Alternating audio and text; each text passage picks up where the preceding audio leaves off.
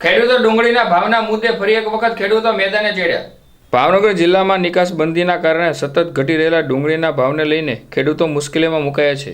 નિકાસબંધી હટાવવા અને ડુંગળીમાં પોષણક્ષમ મામલે ખેડૂતો લાંબા સમયથી માંગ કરી રહ્યા હતા। ત્યારે આજે ફરી ભરતસિંહ વાળા સહિતના ખેડૂત આગેવાનો માર્કેટિંગ યાર્ડ પહોંચ્યા હતા તેમજ નિકાસબંધી હટાવવાની માંગ કરી હતી।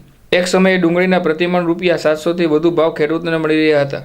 એવા સમયે ગરીબોને સસ્તા ભાવે ડુંગળી મળી રહી છે, માટે સરકાર દ્વારા અચાનક નિકાસબંધી માટે જાહેરાત કરાઈ હતી। ખેડૂતો દ્વારા વારંવાર રજૂઆત બાદ સરકારે વિચારણાને અંતે યોગ્ય કરવામાં આશ્વાસન આપ્યું હતું, પરંતુ તેમ છતાં નિકાસબંધી નહીં હટતા ડુંગળીના ભાવમાં સતત નીચા જઈ રહ્યા હતા। ત્યારે નિકાસબંધી હટાવવા અને ખેડૂતોને યોગ્ય ભાવ મળી રહે તે માટે ખેડૂત આગેવાનો માર્કેટિંગ યાર્ડ ખાતે કાર્યક્રમ આપ્યો હતો।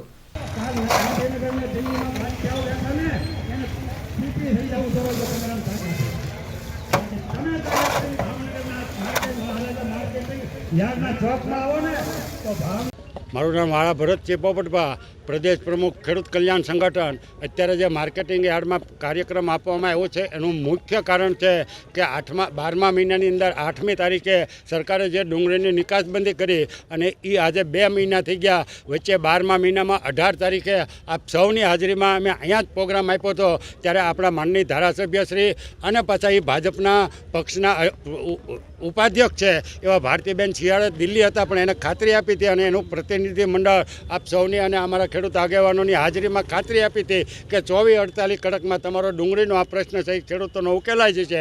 આજે એને 2 મહિના થવા આવ્યા પણ એક રતિભાર આમાં ક્યાંય ફેર પડતો નથી। એટલે આ ધારાસભ્ય કે સંસદસભ્ય બોલે છે એ ખોટું બોલો છે। આ તો હું તમને માધ્યમથી અને જવાબદારીપૂર્વક કહું છું કે આ તો અમે આંદોલનો કરીએ છીએ, એટલે ધારાસભ્યો ક્યારેક ક્યારેક માર્કેટિંગ યાર્ડના નેતાઓ રજૂઆત કરવા જશે, બાકી કોઈ લીલું કરીને કે ક્યાંય પરિણામ લઈને આવતા નથી। આનું પરિણામ લાવવું હોય તો બહુ જરાય વાર નથી, હાવ ઇઝી છે। કેટલી વખત ડુંગળીની નિકાસબંધી અમે સરકાર પાસેથી પાછી ખેંચાવેલી છે।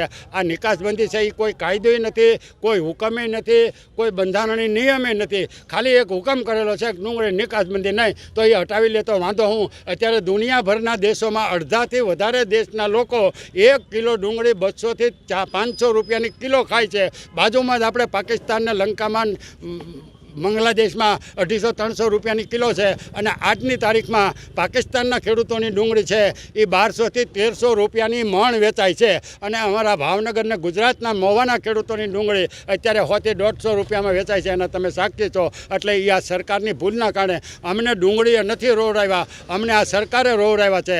અને અત્યારે સરકાર ફતવા કરે છે કે સ્વામિનાથન કૃષિ નિષ્ણાતને જે એને ભારત રત્ન આપ્યો અને ચૌધરી ચરણસિંહજીને ભારત રત્ન આપીને એનો રાજકીય રોટલા, બાકી તમારે ભારત રત્ન એને આપ્યા એ બરાબર છે, પણ એનો તમારે અમલ કરવાનો હતો, એ તમે આજ સુધી 20 વર્ષથી નથી કર્યો। એટલે એ ભારત રત્ન બરાબર, ભારત રત્ન આપવું હોય તો તમે અમારા મહારાજા કૃષ્ણકુમાર સિંહજીને આપો, એક જ ઝાટકે એને 1800 પાદર આપી દીધા।